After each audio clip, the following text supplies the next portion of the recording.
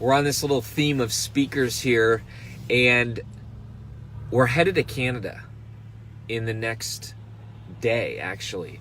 And what's interesting is some of the hotels that we're staying at in Canada, we're going to do some great traveling here.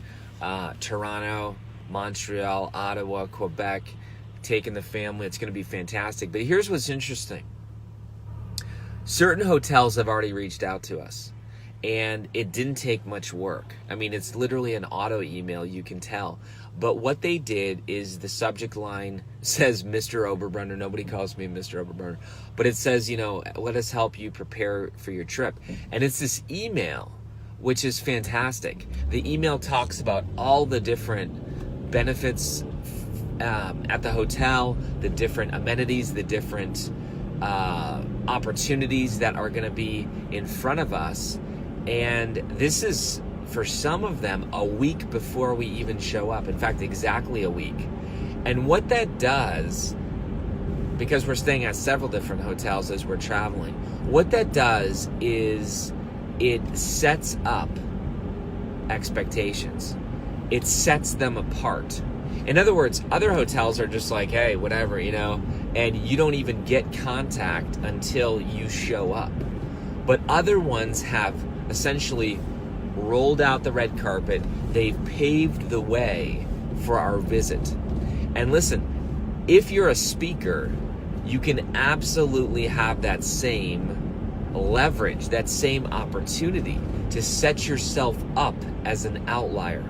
Look, I hang out with some very talented people, and some of these people are professional speakers where that's all they do. They don't do coaching, they don't do writing, they just speak. And other of my friends, I mean, they're speaker trainers, right? But every one of these people will share with you that they get booked over and over and over again at the same places because of certain little tactics, like connecting with your audience before you even show up. This is what we try to do all the time. When we have a Igniting Souls conference, and by the way, I hope to see you there, ignitingsoulsconference.com, literally almost out of tickets already. But we connect with our people way before they step into the room, right? When I go speak somewhere, I try to get the emails of the people that I'm going to speak at, or at least the event planner. And what I'll do, little roundabout here, what I'll do is I'll start connecting with them. I'll start the relationship before I even step in the room. And what that does is, number one, it sets you out as an outlier. But number two, it starts the relationship. They don't have to start the relationship when they're in the room with you for the first time. It started prior to that. In fact, we do virtual events all the time called webinars. Maybe you've been on one of our webinars, but we start those pre-emails 4 days before, and then 3 days, and then 2 days, and then 1 day, because it starts the relationship with the person before they even meet me. Folks, I'm telling you, if you're not doing that, you're leaving influence, impact, and income on the table. It is your job as a presenter. It is your job as a speaker, as a webinar host, whatever, to set expectations ahead of time, to start the relationship before the event even happens. And when you do, you will have a much, much better experience.